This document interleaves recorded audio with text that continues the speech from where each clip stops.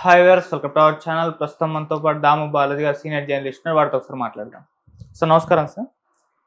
Sir ఫైనల్గా నాగబాబు గారి పైన ఎన్నో ఊహాగానాల తర్వాత కూటమి గవర్నమెంట్ ఆయన్ని మంత్రివర్గంలోకి తీసుకుంది సార్. అయితే ఇప్పుడు దీనిపైన జనసేనలో కాస్త విమర్శలు వస్తున్నాయని చెప్పేసి వార్తలు వినిపిస్తున్నాయి. అంటే నలుగురు మంత్రులను కూడా జనసేన నుంచి అగ్ర కులాల వారికే ఇచ్చారు, కానీ దళితులకు, బీసీలకు వీళ్ళెవరికి ఇవ్వలేదు. ఇప్పుడు నాగబాబు గారిని కూడా తీసుకున్నారు, ఆయన కూడా అగ్ర కులానికి చెందిన వారి అని అంటున్నారు. మరి ఇప్పుడు నాగబాబు గారికి ఇవ్వడానికి గల కారణం ఏంటి? ఆయనకి ఎటువంటి మంత్రి పదవి ఇచ్చారు? మరి వస్తున్న ఈ విమర్శల పైన మీ ఒపీనియన్ ఏంటి సార్? నాగబాబుకి యాక్చువల్గా మామూలుగా అయితే మనకి టీటీడీ బోర్డు చైర్మన్గా ఇస్తారనే వార్తలు వచ్చాయి గతంలో. దాని తర్వాత రాజ్యసభ సభ్యుడు, రాజ్యసభకి పంపిస్తారని చెప్పారు. ఎందుకంటే ఆ మధ్య ముగ్గురు వైసీపీ వాళ్ళు రిజైన్ చేశారు. ఆ ముగ్గురుకి సంబంధించి ఒకటి నాగబాబుకి కావాలని పవన్ కళ్యాణ్ కూడా ఢిల్లీ వెళ్ళినప్పుడు మోడీతో, అమిత్ షాతో మాట్లాడారని చెప్తున్నారు. ఆల్మోస్ట్ అయిపోయింది అనుకున్నారు, కానీ నాగబాబు దాన్ని ఖండించాడు. నేను ట్రై చేయట్లేదు అన్నారు.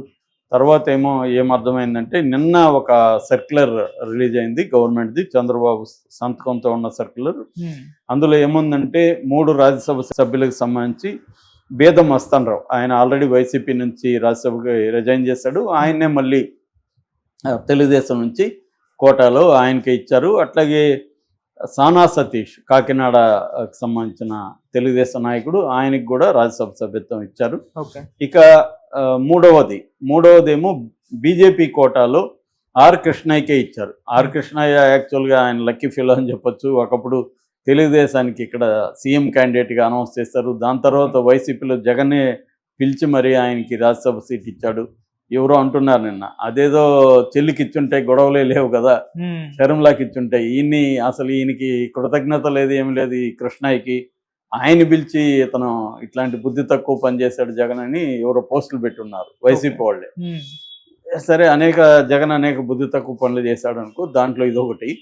సో అలాగా కృష్ణయ్యకి ఇచ్చారు. కృష్ణయ్య ఇప్పుడు ఏంది, ఆయనకున్న బీసీ బ్యాక్ డ్రాప్ వల్ల బీజేపీ ఇక్కడ బీసీ సీఎంగా అనౌన్స్ ఆల్రెడీ చేసింది కాబట్టి బీసీల ఓట్లు తెలంగాణలో చాలా స్ట్రాంగ్గా ఉంటాయి. కాబట్టి ఒక బీసీకి చెందిన కృష్ణయ్యకి రాజ్యసభ సభ్యత్వం ఇస్తే మనకు బీసీల ఓట్లు కొంతవరకు మన వైపు ఉంటాయని బీజేపీ ప్లాన్ చేసుకుని ఆయనకి బీసీ కోటాలో రాజ్యసభ సభ్యత్వం ఇచ్చారు.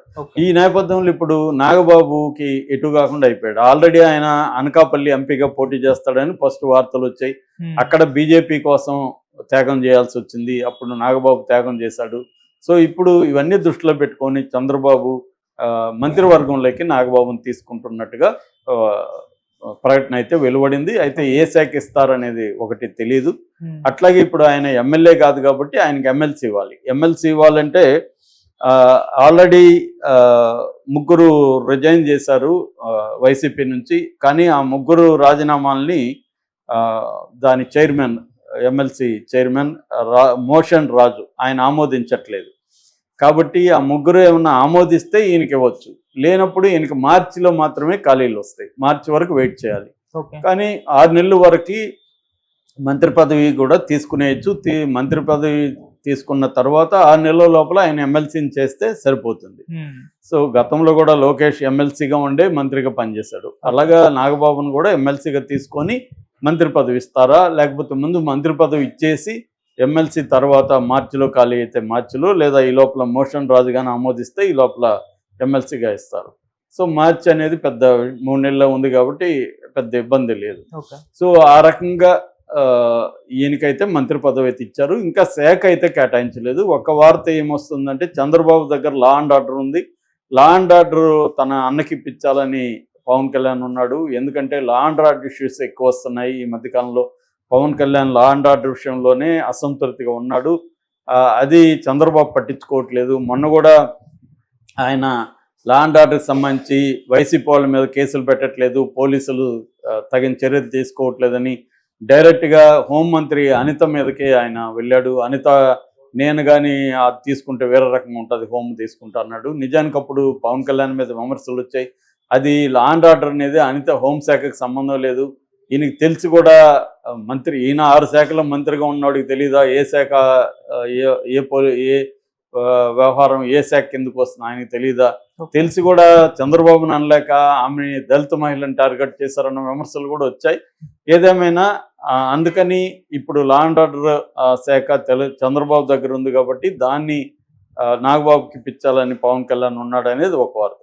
ఇది ఒక పక్క ఉంటే జనసేనలో ఒక పెద్ద అసంతృప్తి, ముఖ్యంగా బీసీలు దళితుల్లో అసంతృప్తి రాజుకుంటుందనేది ఒక వార్త. ఎందుకంటే ఇప్పటికీ నాగబాబుతో సహా 4 మంత్రులు అవుతారు. నాదెండ్ల మనోహరు, పవన్ కళ్యాణ్, కందుల దుర్గేష్, ఈయన నాగబాబు. ఈ 4లో 3 కాపు సామాజిక వర్గం.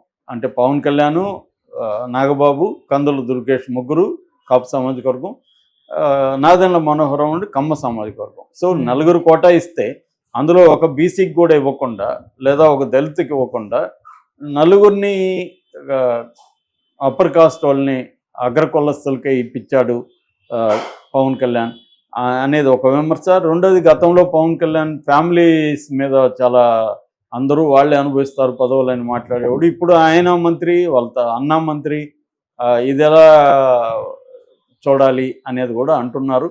ఏదేమైనా దీని మీద విమర్శలు అయితే స్టార్ట్ అయినాయి. ఇదేదో తిరుగుబాటు అయిపోతుంది పవన్ కళ్యాణ్ మీద అనేది అయితే అది ఎవరు కూడా నమ్మే పరిస్థితి లేదు. పవన్ కళ్యాణ్ పార్టీ అంటేనే పవన్ కళ్యాణ్ లేకుండా జనసేన లేదు, ఆ కైండ్ ఆఫ్ ఉంది. అయితే నాగబాబు అర్హుడా కాదా అంటే ఖచ్చితంగా నాగబాబు అన్నలాగే కాకుండా ఆయన జనసేనకి పనిచేశాడు. జనసేన అంతకుముందు ప్రజారాజ్యంలో ఉన్నాడు. యాక్చువల్గా పవన్ కళ్యాణ్ సేఫ్టీ కోసం పవన్ కళ్యాణ్కి అండగా ఉండమని మన చిరంజీవి నాగబాబుని పంపించాడు అనేది చెప్తారు. ఎందుకంటే పవన్ కళ్యాణ్ ఎమోషనల్గా అయ్యి ఆయన ఎప్పుడు ఏం మాట్లాడి, నువ్వు ఉంటే కొద్దిగా బ్యాలెన్స్ చేస్తావు, నువ్వు దగ్గరుండి తమ్ముడిని చూసుకో అనేది చిరంజీవి పెట్టాడని. దాంతో ఈయనకు కూడా తమ్ముడు అంటే చాలా ఇష్టం, గౌరవం, అతని నాలెడ్జ్ పట్ల అనేక సార్లు ఎక్స్ప్రెస్ కూడా చేశాడు. అలాగా ఈయన చూసుకుంటున్నాడు. దాంతోపాటు పార్టీని కూడా, ముఖ్యంగా ఏంటంటే పవన్ కళ్యాణ్ అందరినీ కలిసే పరిస్థితి ఉండదు, అనేక అసంతృప్తులు ఉంటాయి, వాళ్ళతో మాట్లాడాలి. నాగబాబుకి ఏంటంటే విపరీతమైన ఓపిక ఉంది, సహనం ఉంది. కాబట్టి వాళ్ళతో పోయి మాట్లాడడం, డీల్ చేయడం, ఎక్కడైనా అతిగా ఇచ్చేస్తుంటే వాళ్ళకి వార్నింగ్లు ఇవ్వడం. పవన్ కళ్యాణ్ అందరికీ డైరెక్ట్గా వార్నింగ్లు ఇవ్వలేదు కాబట్టి పవన్ కళ్యాణ్ తరఫున వాళ్ళని హెచ్చరించడం. సో నేను కూడా నాయకుడు మాట జవదాటను, మీరు కూడా జవదాటద్దండి అని చెప్పి ఒక లైజనింగ్ పర్సన్ అని ఈయన బాగా పనిచేశాడు. అట్లాగే పవన్ కళ్యాణ్ గెలుపుకు కూడా పిఠాపురంలో వెళ్ళి గ్రౌండ్ వర్క్ అంతా కూడా ఈయన చేశాడు. ఎందుకంటే వైసీపీ చాలా స్ట్రాంగ్గా దాదాపు 4-5 అక్కడ దించింది పెద్దవాళ్ళని. స్ట్రాంగ్గా పవన్ కళ్యాణ్ అసెంబ్లీ గేట్లు తాకనేయమని ఒక ప్రతిజ్ఞ లాంటిది వైసీపీ చేసింది. దానికి విరుగుడుగా నాగబాబు అక్కడ పనిచేయడం, ఇవన్నీ నాగబాబు కాంట్రిబ్యూషన్ అనేది జనసేనకి చాలా పెద్ద స్థాయిలో ఉంది. నాగబాబు మంత్రి పదవికి కంప్లీట్గా అర్హుడు, దాంట్లో ఏమి తేడా లేదు. కాకపోతే ఏంటంటే బీసీలని ఇటు దళితుల్ని అకామిడేట్